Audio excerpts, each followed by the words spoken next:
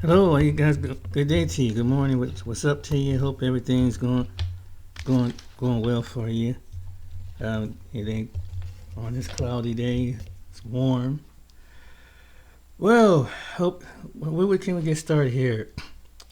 This is kind of a social and spiritual point of view, and I'm going to give you some insight. This video is not to divide.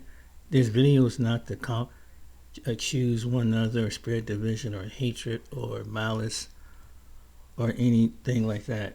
This is telling you the story about why the social problems in one of the countries like America, what we have. Why does it grade people on their appearance? What's on their natural body, which is their skin?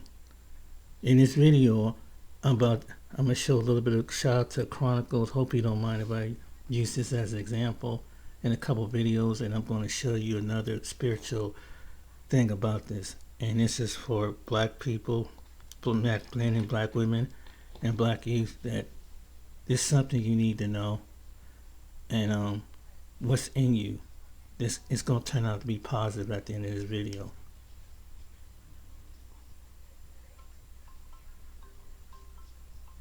It takes ingenuity to move, store, and filter liquids efficiently. Y'all ever notice how every black person in America has met the exact same 7 types of white folks? Like, it doesn't matter if you're in New York, Texas, California, or Montana. It doesn't matter if you're at work, at school, at the grocery store, or at brunch. These 7 types show up like clockwork. And the wild part? They all think they're unique. They all think they're the exception. But we know better. We've seen this movie before. We know how it ends. Today we're breaking down the 7 types of white folks black people always meet. And if you're white and you're watching this, don't get defensive. Just listen. Because if you recognize yourself in one of these categories, that's not an attack. That's an opportunity to do better.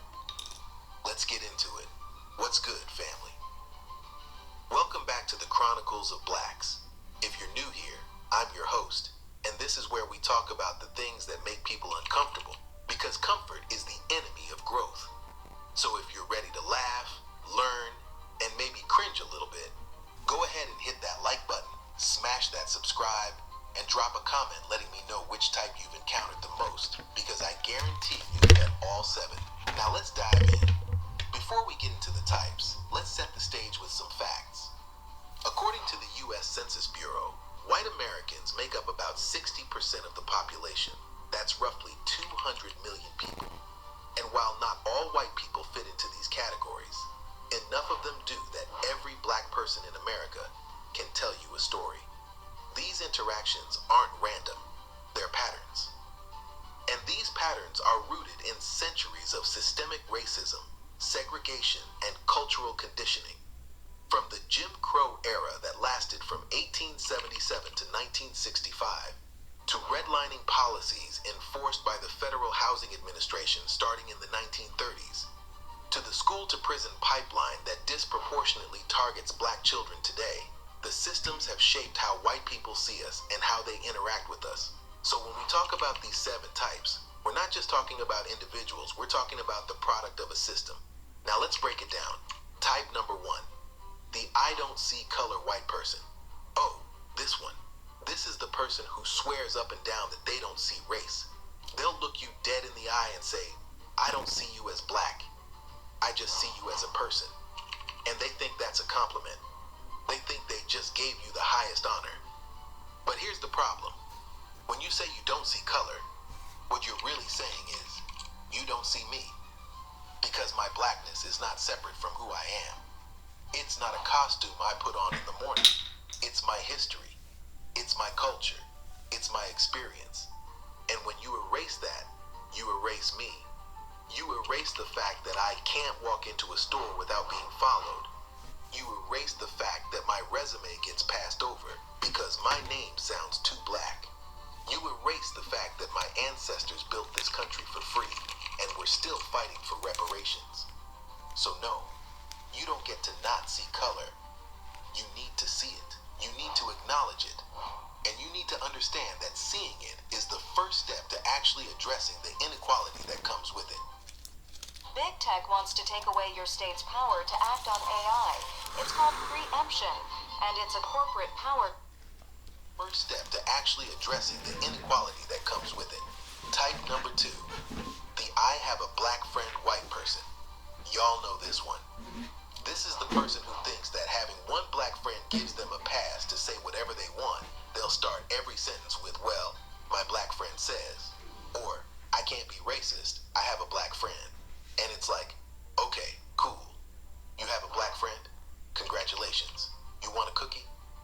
Because having a black friend doesn't mean you understand systemic racism. It doesn't mean you've done the work to unlearn your biases. And it definitely doesn't mean you get to use that friendship as a shield when you say something ignorant. Your black friend is not a get out of racism free card. They're a person. And if you're really their friend, you'll listen when they tell you that what you said was out of pocket. You won't get defensive. You won't say, but I didn't mean it like that. You'll apologize, learn, and do better. That's what real friendship looks like. Type number 3. The overly woke white person. Now this one is tricky, because on the surface, they seem like they're on our side. They're at every protest, they're sharing every post. They're using all the right hashtags. But here's the thing, they're performing. They're not doing the work. They're doing it for the optics. They want the credit without the commitment. They'll post Black Lives Matter on Instagram, but they won't hire black people at their company. They'll talk about defunding the police, but they'll call the cops on a black person in their neighborhood. They'll say they're an ally, but they'll talk over black voices in meetings. And when you call them out, they get more offended than the actual racists because they thought they were one of the good ones. But allyship is not a title you give yourself. It's something you earn through consistent action. And if your activism stops at social media, you're not woke, you're performative. Type number 4, the but what about white person? Oh, this one loves to derail conversations. You'll be talking about police brutality, and they'll say, but what about black on black crime? You'll be talking about systemic racism, and they'll say, but what about white people who are poor? You'll be talking about reparations, and they'll say, but what about Irish slaves? First of all, there were no Irish slaves. There were Irish indentured servants, and that's not the same thing. Second, whataboutism is a deflection tactic. It's a way to avoid accountability by shifting the focus. And it's exhausting. Because we're not saying other issues don't matter. We're saying this issue matters too. And the fact that you can't sit with that discomfort for 5 minutes without trying to change the subject tells me everything I need to know about your priorities. Type number 5. The I'm not racist but white person. Anytime someone starts a sentence with I'm not racist but you already know something racist is about to come out of their mouth, it's like a warning label. Caution, ignorance ahead. They'll say things like, I'm not racist, but I just think all lives matter. Or, I'm not racist, but why do black people get to say the N-word and I don't? Or, I'm not racist, but affirmative action is reverse racism. And it's like, no, you are racist. You just don't want to be called racist because you think racist means bad person. But racism isn't just about intent, it's about impact. You can have good intentions and still say something harmful. You can think you're being logical and still perpetuate a system of oppression. So instead of saying I'm not racist, but try saying I'm learning and I want to do better. That's growth. That's accountability. That's what we need. Type number 6. The tokenizer. This is the person who only interacts with black people when they need something. They'll invite you to the diversity panel, but not the leadership meeting. They'll ask you to speak on behalf of all black people, but they won't listen when you talk about your individual experience. They'll celebrate Black History Month, but they won't promote black employees. They see you as a symbol, not a person. And the worst part? They think they're doing you a favor. They think they're being inclusive. But tokenism is not inclusion. It's exploitation. It's using black bodies to make yourself look good without actually changing the systems that keep us oppressed. And we see through it every single time. Type Oops. Oh, shit. number 7. aggressively ignorant white person. This is the person who doesn't want to learn. They don't want to grow. They don't want to change. They're comfortable in their ignorance and they're proud of it. They'll say things like, slavery was 400 years ago, get over it. Or, if you don't like it here, go back to Africa. Or, I'm tired of hearing about race. Why can't we all just get along? And it's like, we can't get along because you refuse to acknowledge the harm.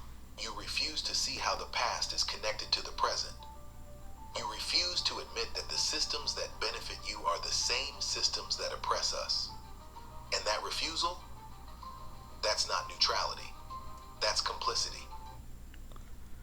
Yeah, but I'm gonna show you firsthand of what is he talking about.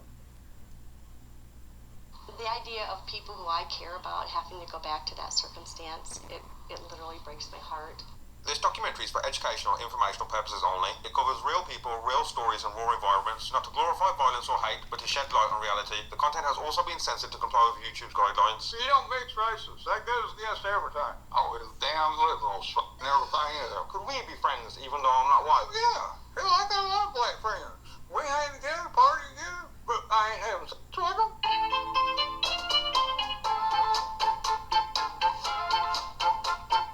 People need to spread more love. Do you think black people can be racist to white people? They are. God, they are. They call me damn. All men are created equal. Did you have any friends in the school who are...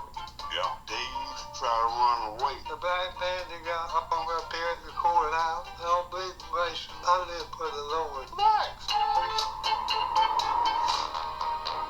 A new discovery at the Dozier School for Boys in Mariana. The remains of more than 50 young boys who attended the school were unearthed in 2015. We say to you, we apologize.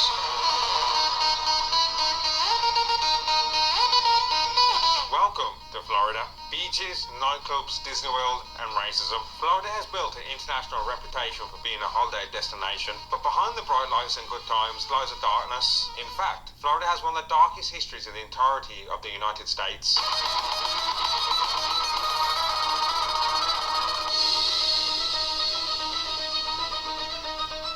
Right here is where some of the first slave ships arrived in what is now the United States. But Florida's darkness extends far beyond the 1500s. After slavery, Florida became a place where violent racism continued to exist. While American families from the north and the west packed up their belongings and headed down for a family vacation, black children were being murdered and buried without a trace around 8 kilometers away. The world has a funny way of hiding the darkness with the light.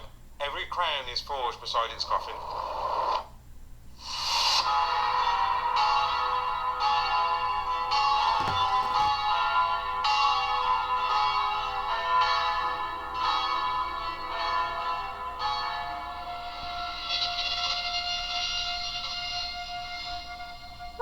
Started, it was over taxation on the South, because them Yankees wanted them profits off that cotton. Didn't know how to get it. What was the name first? What was your name? John Wallace. Our adventure started in a city called Alpha in the Florida Panhandle. Alpha is historically considered to be a sundown town, which meant that after dark, people of colour were no longer welcome. John is a long-time resident. Ain't one, two. I'm more one than blackers. What do you think of the flag? What's your opinion of the flag? I don't see a problem with it. It's our damn heritage. Why do you think people get offended by the flag? I got no damn idea. And what do people say to you because of the flag? Well, they don't say much to me, because I get a gun. They leaving. They gonna leave the damn herd, too. What would you say, John, against people who think it's racist? I'm not racist. No, not you. I'm black friends.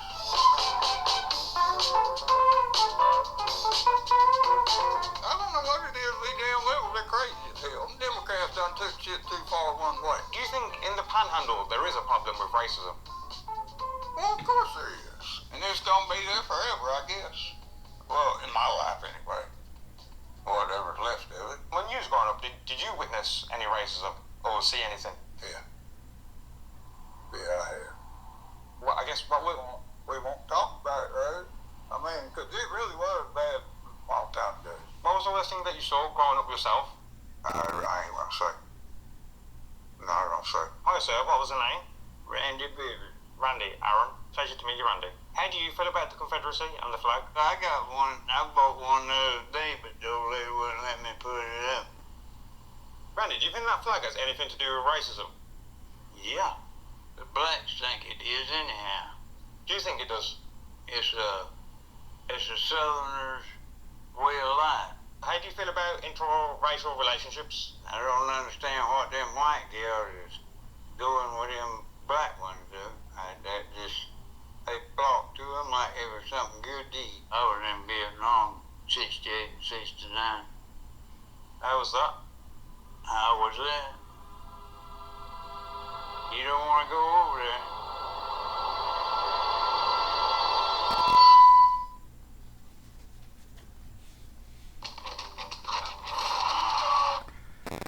So that's kind of a taste of it. I don't want to go too deep into this video, and I don't know if he might, but I just want to give you a sample of what America is and what the first video is saying, and that some people can see it. And you can check more of his video. His channel is the Taboo Room with Aaron S. So you can check it out. And the other guys is the Chronicle Blacks. And you can see more of that video, the rest of the video. I just want to paint a picture to people of what it is that they what's going on. But we see the negative part, right? But there's something that some of these ignorant individuals ain't gonna see this coming. I'm about to show you something. And shout out to this I don't know if you ever check out his channel. It's called Walking in the Faith. It's one of them. And this is what. Let's start with Benny Israel. Shout out to his channel. This video and its contents are the exclusive property of XLR Productions, LLC. Unauthorized copying, reproduction, redistribution, or use of this material in whole. Oh, I can't use that one. Okay. Let me see.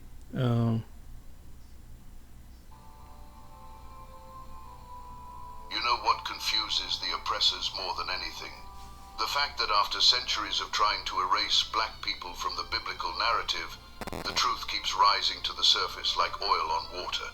They thought they could rewrite history, whitewash the scriptures, and convince the world that the people of God were always pale-skinned Europeans, sitting in marble temples. But here's what they never counted on.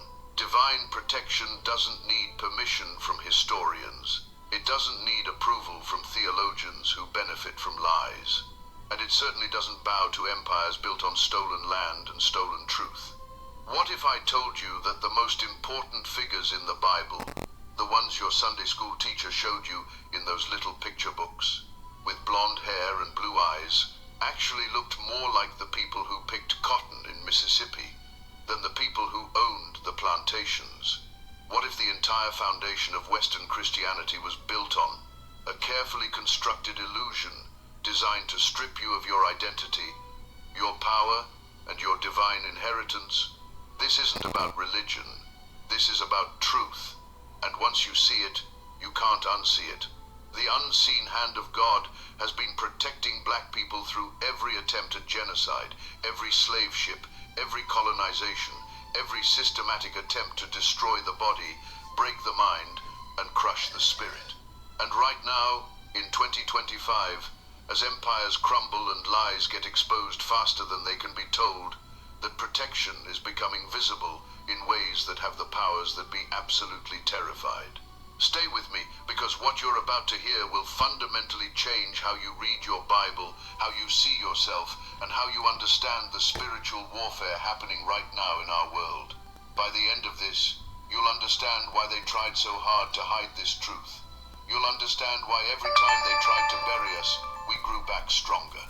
And you'll understand why the same systems that enslaved bodies are now collapsing under the weight of their own corruption. Let's start with something they definitely don't teach in seminary. Moses, the man who led the Israelites out of Egypt, the man who spoke to God face to face, the man who received the 10 Commandments on Mount Sinai, was married to a black woman. Not metaphorically black, not spiritually black, actually, literally, undeniably black. Numbers chapter 12, verse 1, tells us plainly that Moses married a Cushite woman. Now, Cush is ancient Ethiopia, modern-day Sudan and Ethiopia. This isn't hidden. It's right there in your Bible. And here's where it gets interesting. When Miriam and Aaron, Moses' own siblings, criticized him for marrying this black woman, God himself showed up to defend the marriage. Not only did God defend it, he struck Miriam with leprosy as punishment for speaking against it. Read that again. The God of Abraham, Isaac, and Jacob struck someone with a skin disease for having a problem with interracial marriage to a black woman. That's in Numbers 12, verses 1 through 10. The implications are staggering. If Moses, the lawgiver, the prophet, the deliverer, married into African lineage, then the bloodline of Israel itself is mixed with African blood. But it doesn't stop there. Let's talk about Zephaniah. Most Christians have never even read the book of Zephaniah, which is unfortunate because it's one of the most prophetic books in the Old Testament. Zephaniah's name means Yahweh has hidden or Yahweh protects. And here's the detail they skim over. Zephaniah's father was named Cushi, which literally means the black one, or the Ethiopian. This isn't speculation. The Hebrew word Cushi is the same word used throughout the Old Testament to refer to people from Cush, from Black Africa. So the man prophesying judgment and restoration to Israel, the man speaking the very words of God, was of African descent. Yet somehow every picture you've ever seen of Old Testament prophets shows them looking like they just stepped out of a European art gallery.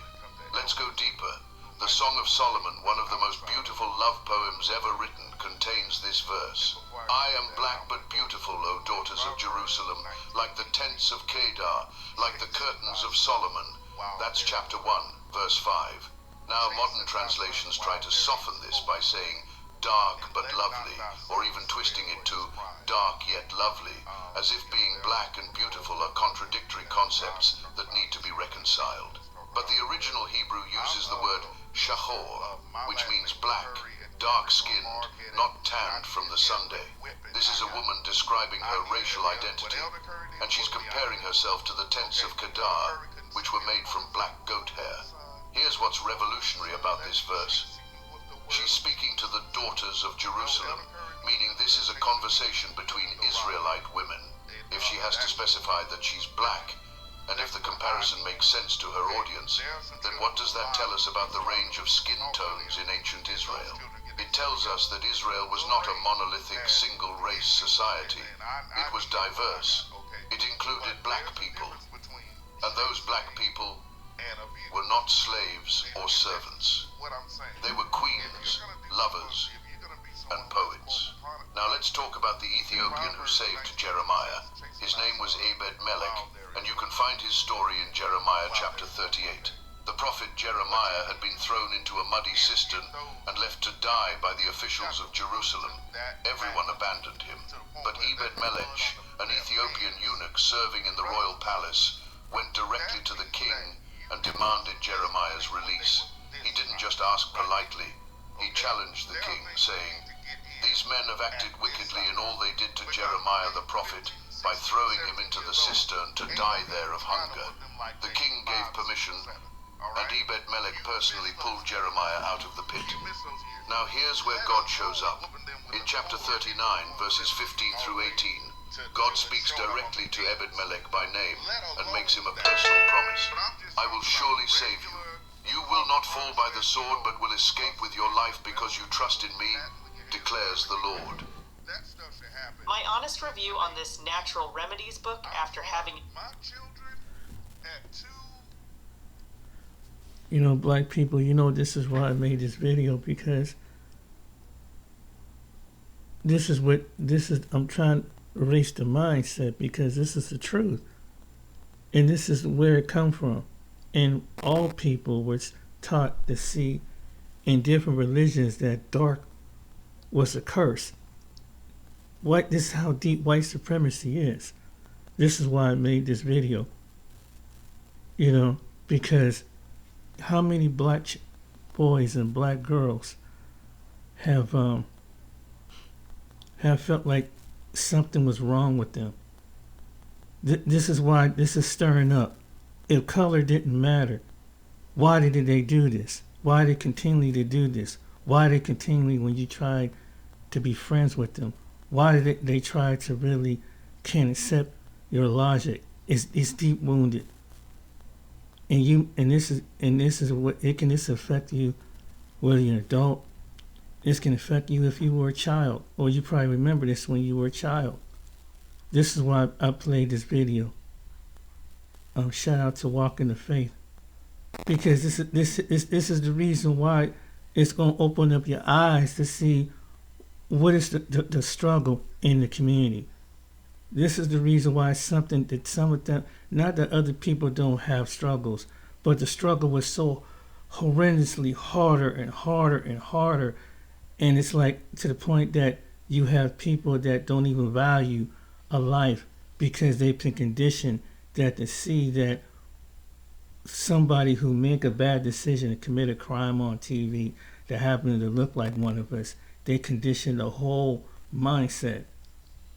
And so, you know, and that's got to affect to some black people, like, damn, we don't have no value, you know, and that's not true. That is not true. You've been told the fight is political. You've been told the fight is economic. You've been told the fight is social. But what if the battlefield is your spirit? What if the primary target is your soul? The enemy isn't just a system, it's a spirit. A spirit of despair, a spirit of division, a spirit of amnesia. And for centuries, this spirit has waged a relentless, calculated war against you. It has used whips and chains, laws and lies, images and ideologies. But there's a question it can't answer. After 400 years of sustained strategic assault, after slavery, after Jim Crow, after lynchings, after redlining, after mass incarceration, why are you still here? The answer is not just resilience. It's not just strength. It's that you were armed by God from the very beginning. You were given weapons so perfectly designed for this specific battle that the enemy still doesn't know how to disarm them. This isn't about what you can buy or who you can vote for. This is about the divine arsenal hidden in plain sight, forged in the fires of your suffering. Today, you will uncover these 3 weapons. And once you see them, once you understand how to wield them, your walk, your fight, and your future will never be the same again.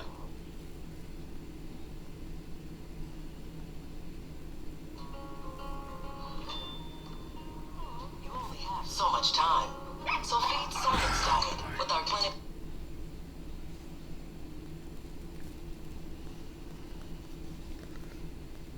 Be the same again.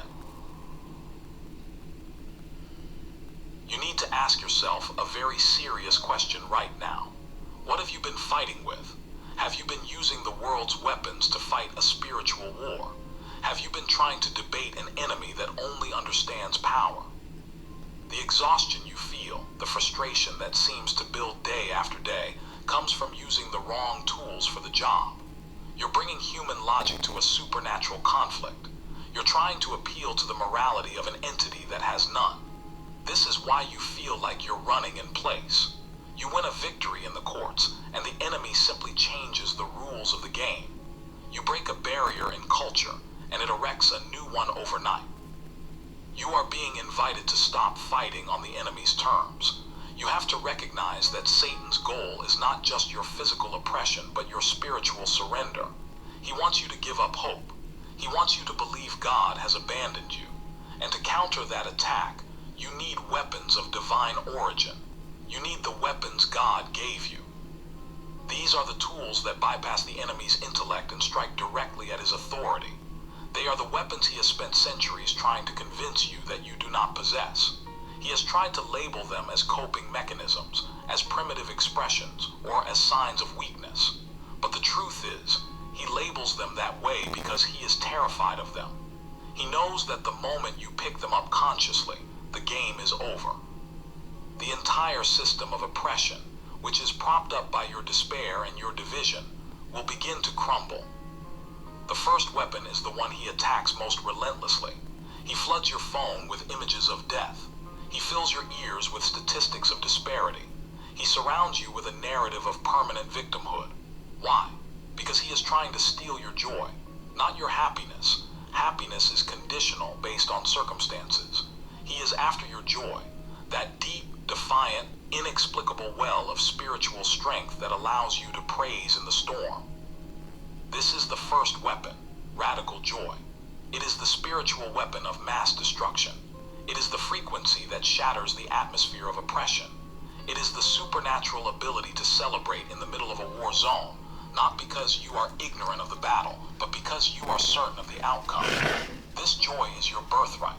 It is the evidence of a spirit inside of you that is greater than the spirit that is in the world.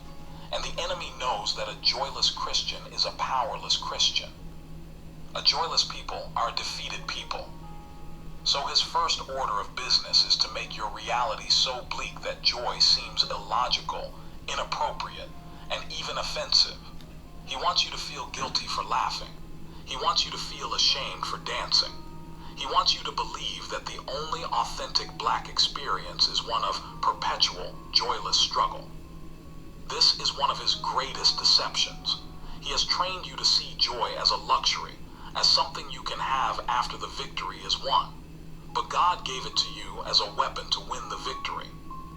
Think about the sound of a black church on Sunday morning, not the quiet, contemplative reverence you might see elsewhere. Think about the explosion, the foot-stomping, hand-clapping, organ-blaring eruption. That is not just noise. It is warfare. It is the sound of a people tapping into a power that circumstance cannot touch. This is Nehemiah 8:10 in action. The joy of the Lord is your strength. It's not a suggestion, it's a military strategy. When you choose to rejoice, you are actively drawing strength from the eternal, unshakable reality of God, rather than the temporary, chaotic reality of the world. Satan cannot function in an atmosphere of radical praise. It confuses him. It repels him. Oppression thrives in bitterness, resentment, and despair. It withers in the presence of genuine, spirit-filled joy. You have been told that this expression is extra or undignified. You have been told to be more reserved, more respectable. But who benefits when you silence your praise? Who benefits when you bottle up your shout? The enemy does. He wants your worship to be quiet and contained because he can handle quiet and contained. He cannot handle the joyful noise that breaks chains. Your joy is not a denial of your pain. It is a defiance of your pain. It's you looking the devil and the system he created squarely in the face and laughing. It's you declaring that your spirit will not be colonized. It's you saying, you can touch my body, you can touch my finances, you can touch my neighborhood, but you cannot have my joy. This is the weapon that powered the civil rights movement. They sang freedom songs while facing down police dogs and fire hoses. They weren't singing because they were happy about their circumstances. They were singing to change their circumstances. Harold has metastatic prostate cancer. But like you, Harold has stuff to do. He takes Nubeca. Nubeca is a prescription medicine used to treat adult. Now, you understand why, and any black person is going through something like this. And this is not offending to any other race of people, because I know that every other race of people have their own struggle and have their own personal struggle and cultural struggle and community struggle. But I do this video because if you understand the way the society structure, and media is one of the main things that change the environment. And even though there's some individuals that even when we do wrong among each other, it's plastered out there that to stay away from these people, because they're not just saying stay away from these people not by character, but stay away from these people based on what the media's paint. And I'm not dislodging that. This is the reason why I play this video. It's not, and I'm not playing to separate, but it's to have that joy, because how many of us going through this? We've been in school, we've been on jobs, we've been in environments, we've been in elements.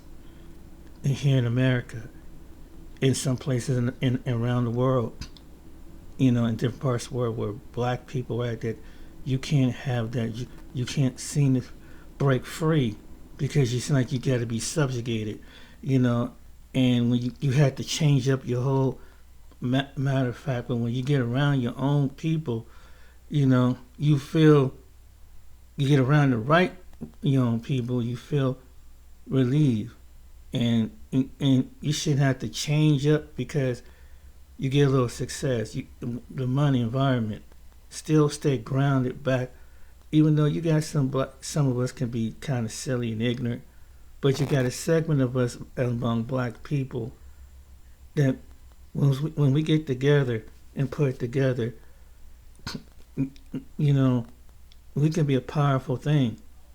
Next thing I want to say this too is just that who you worship matters. Who you come to know as the Most High matters. But if you out there going after other foreign gods, and we're trying to go after the God outside of the Messiah, from the Most High, you playing in their ball court. When you move to the country, you be among the environment, you go into their family, you become that environment, and sometimes it take away the rest of your essence of who you are as a black man, in some cases a black woman is. This is the reason why. This is the reason why I made this video. But you're gonna see it in a different light. I want to show you in a different light.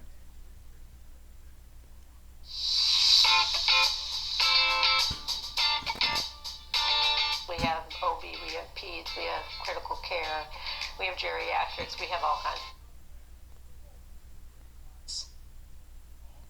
Number 5, United Air. Hold up. Shout out to this person's channel. Okay. Well, I think I played this video on my other channel. But yeah, that's why I made this video. Just encourage black men and black women that despite the internal struggle, that you still, and I pray that you share this video and show it, because there could be other people going through this. Now, we may not understand what we're doing. Now, this is the element that they see. The 4 types of black ghetto explained. Number 1, the young. This archetype believes danger equals dignity. It's the ski mask on live, the spin again, the crash out mentality. No plan, no elders, no tomorrow. He's not fighting a system, he's fighting anybody close enough to bleed. When the 1980s crack era shattered fathers out of the home, boys learned the rules of manhood from the block, not a dad. Labels discovered that chaos sells. The more violent the lyric, the hotter the stream. And the more funerals, the bigger the mythology. Social media gave every impulsive thought a camera, a beat, and an audience. Now we've got a whole generation that thinks being dangerous is the same as being a man. Look at King Von. Talented brother, could really rap, had the streets buzzing. But his music wasn't just storytelling, it was scorekeeping. Every track was a body count, every video a threat, every lyric a promise of violence. And when he passed outside an Atlanta hookah lounge at 26, shot in a confrontation that didn't have to happen, the internet turned it into content. R.I.P. shirts, murals, tribute songs, all treating his passing like it was destiny instead of tragedy. NBA YoungBoy's been arrested multiple times, been in shootouts, lost friends to the same violence he raps about. But instead of seeing this as a warning, young brothers see it as authentication. Like you can't be real unless you're risking your life. That's not strength, that's programming. This costs us mothers burying sons like it's a seasonal chore. It costs us children raised on RIP shirts instead of report cards. It creates a community where masculinity means being feared, not respected. In the 1960s, boys in ties walked to church, eyes on their elders, learning to care a family name. Today, boys sit in courtrooms, eyes on a judge, learning DOC numbers. If you're mad at me for saying this, ask yourself, who profits when black boys treat each other like targets? It isn't us. The labels make money. The prison system stays full. The media gets content. And we get funerals. Before we go to the next level, if you're learning something from this breakdown, hit that subscribe button and ring the bell for Black Stories Untold. Number 2, the city girl. This archetype confuses exposure with empowerment, twerking as diplomacy, promiscuity as progress, get a bag as therapy. She's the billboard for everything that pays today and hurts tomorrow. She came from a media machine that found out controversy sells best when it's black and loud. She was amplified by an algorithm that rewards the most outrageous clip, not the most honorable character. If you do this, it's impossible not to match at least 4 numbers on your next Powerball ticket. That's all I did to buy a silver. You see how the enemy is using us, black people? This is what they this is what, and they're okay with, and some of us agree with it. You're destroying within your community, and then you're taking out your bloodline. That's what the goal is. That's from the beginning. And these individuals listen to Satan to take us out, because if you take them down to a certain existence, you knock them out in existence. That keep some of them around to entertain, but keep the other ones that they dispose of them as weeds. This is done also in the war when it came to the Hebrews. Boys, remember that story? This is what we're looking at in 2025. You see how the stories parallel to the stories of the Bible? And what people you see doing it at the mass number in America? We are. Colorado High Country and an F2. Towards the most outrageous clip, not the most honorable character. And your young women. She thrives in a community that stopped protecting her image and started paying for it. Look at Sexy Red. She built a whole career off lyrics that would make a sailor blush, videos that leave nothing to imagination, and a persona that treats promiscuity like a personality. And the internet loves it. Millions of streams, sold out shows, brand deals. But what are we really celebrating? A young black woman who's convinced that the fastest way to success is through explicit content and hypersexuality. The City Girls popularized this whole scam on a man mentality. Get a rich man, get his money, move on to the next one. They turned relationships into transactions and called it empowerment. But empowerment isn't convincing yourself that using your body is the same as owning your destiny. Real power is having options beyond your physical appeal. Here's how it plays out. Attention becomes currency. Babies become content. Commitment becomes corny. You've seen it. The baby mama reveals on Instagram Live. The single mother struggling presented as a badge of honor instead of a situation we should be trying to prevent. Little girls are learning to be sexy before they learn to be safe. Watching their favorite influencers turn every aspect of womanhood into performance. This costs us respect for black womanhood in our own eyes and the world's. It costs us stable homes because lust builds nothing, and a ring isn't included with the streams.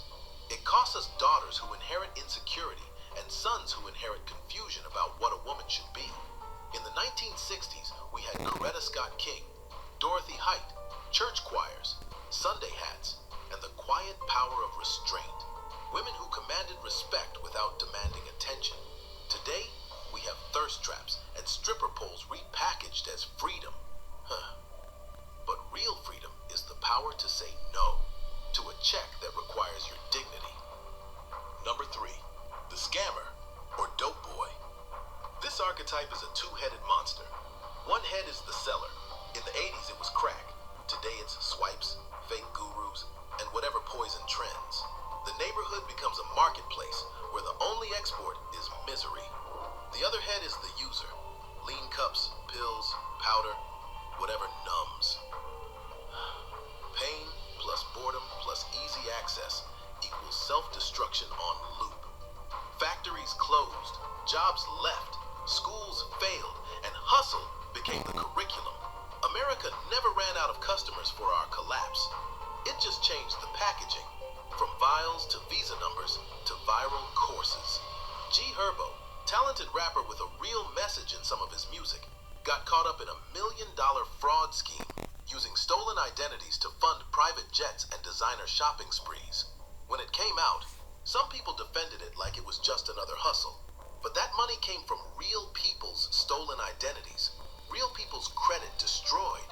That's not hustling. That's hurting people who look like us. Then you've got TJX6, literally making songs that are tutorials for credit card fraud. Not metaphors, not street tales. Actual step-by-step instructions set to a beat. He's treating federal crimes like they're a TikTok trend.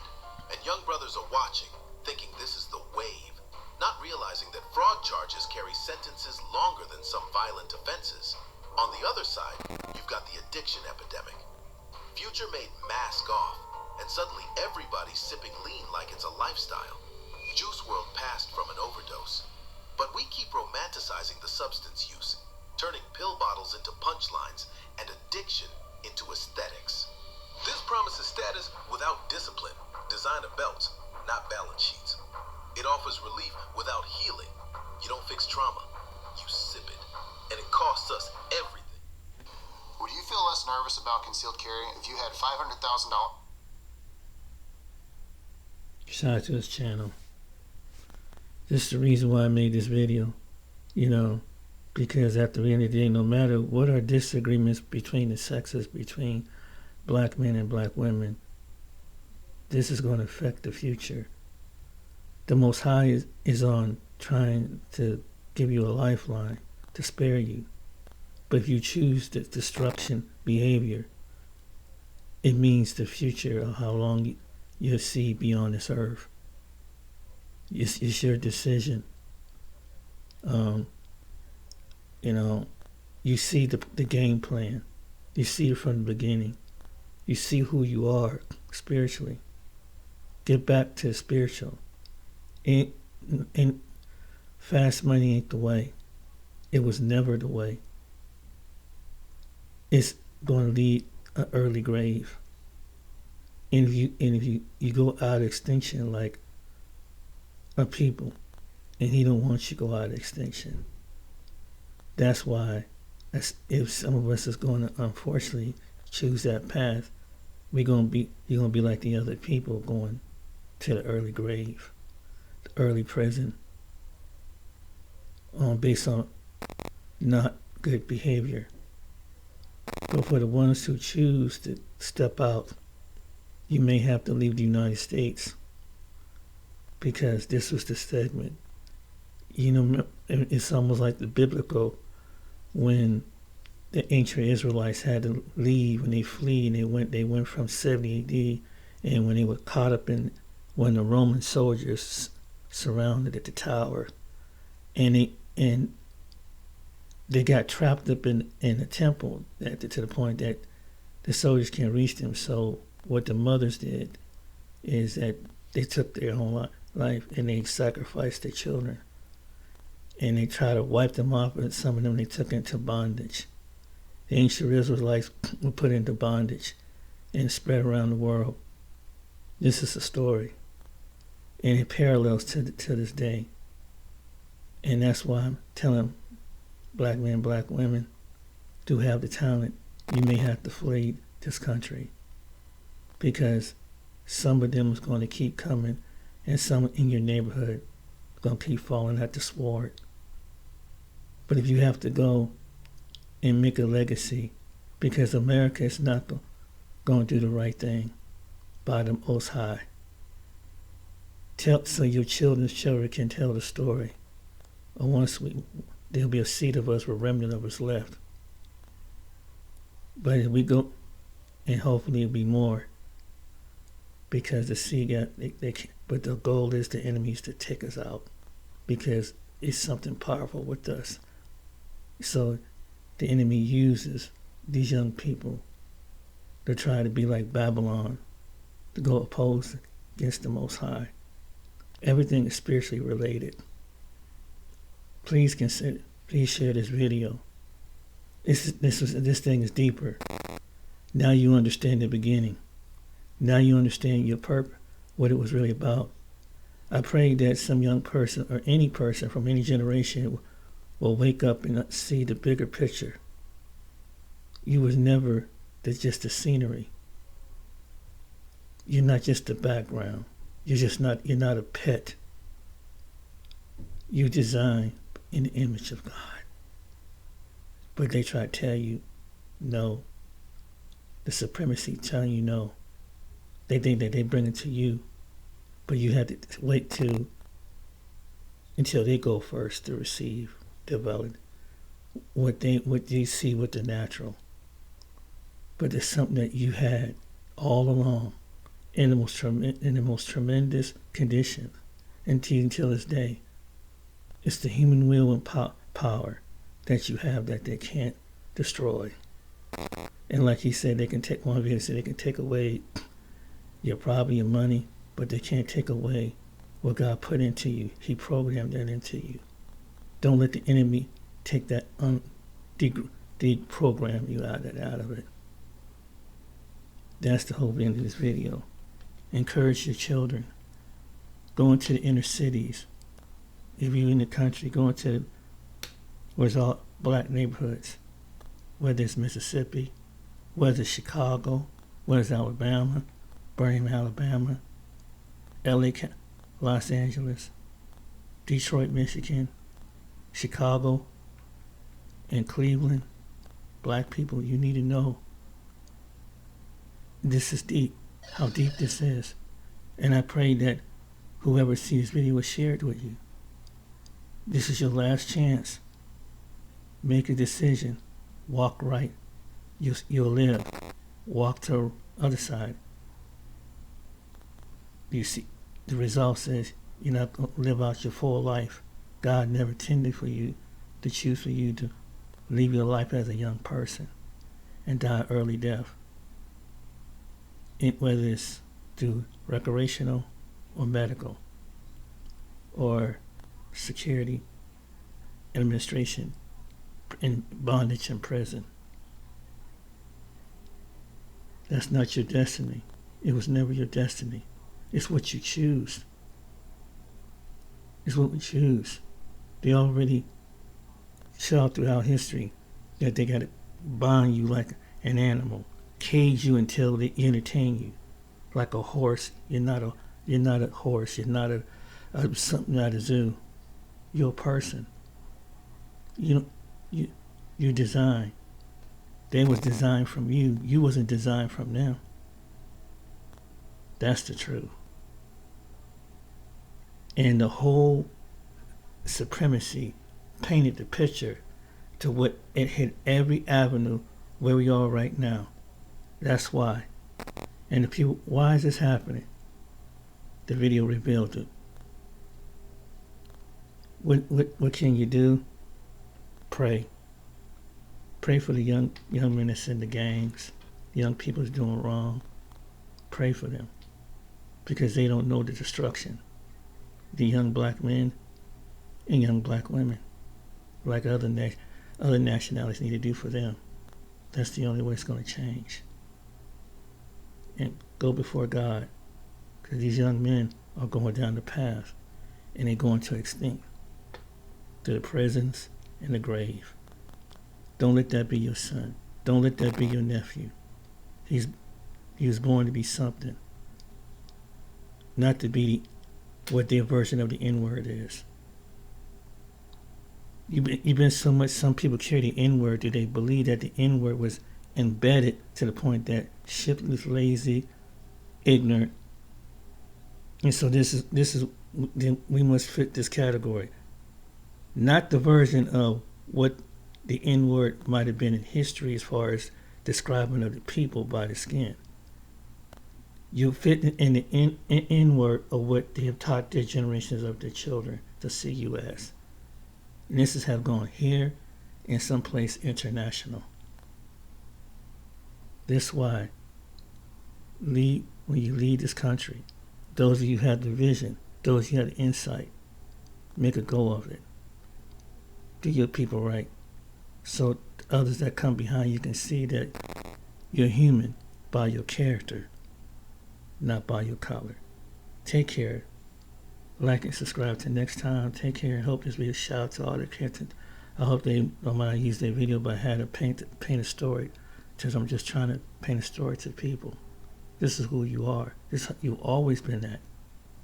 But until you see it, but remember one thing: you had to come back to the Most High. Give up the other gods. Come back to the Most High through His Son, Yeshua Mashiach. To the Christian world, Jesus Christ. This is the reason why. The other gods is going to take you to the grave. Let the Most High reveal that to you. Take care.